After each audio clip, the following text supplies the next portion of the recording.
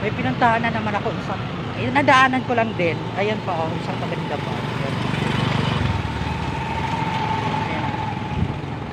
Ay, tapos meron din siya dito na maganda rin. Kasi ayan, tingnan niyo ang ganda-ganda ng bahay.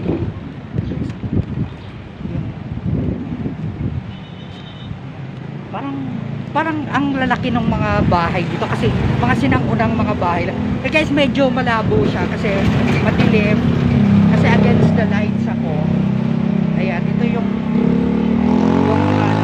hey guys, may nakita may mga papi.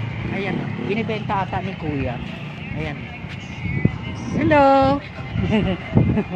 Ayun, binibenta ata ni Kuya yung mga dasan dito pa guys, ang daan. Bali tinutour ko kayo sa mga magagandang tira dito. Dito lang yan sa Silay City, Negros Occidental. Dito nyo lang makikita yung mga lumang bahay, maluwag na mga kalsada. Ayan.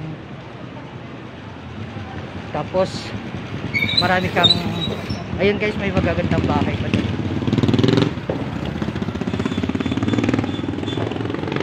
Napakalinis ng kanilang paligid para ano lang guys, gusto ko lang gusto ko lang i-share sa inyo ang aking pamamasyal. Alam mo yun? Oo. Ayan pa, kita ko sa inyo. Yes, dali. Oh, Bahay Castilla.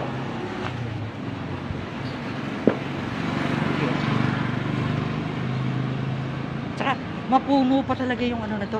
Actually, ito daw yung mga sinasabi nila nung araw na mga bago pa magkaroon ng mga Kastila, ay mga Hapon na nag-ano sa Pilipinas. Nakikita ko na sa inyo. Para ka na sa ibang bansa.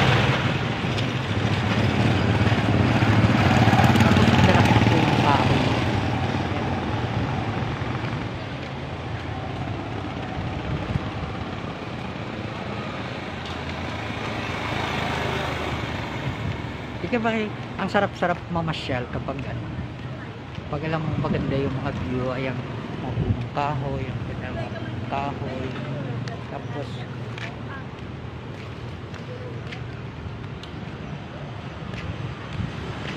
pinapasal ko lang kayo para ano,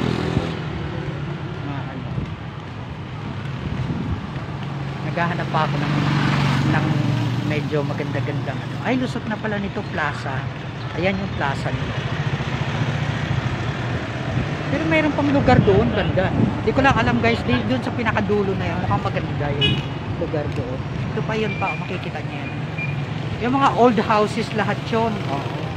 Ng mga ano. Ito ata yung pinaka-plaza nila. Mamaya pupunta namin sa plaza. Okay. Tapos mamaya doon na naman sa plaza kukunan namin. Kukunan.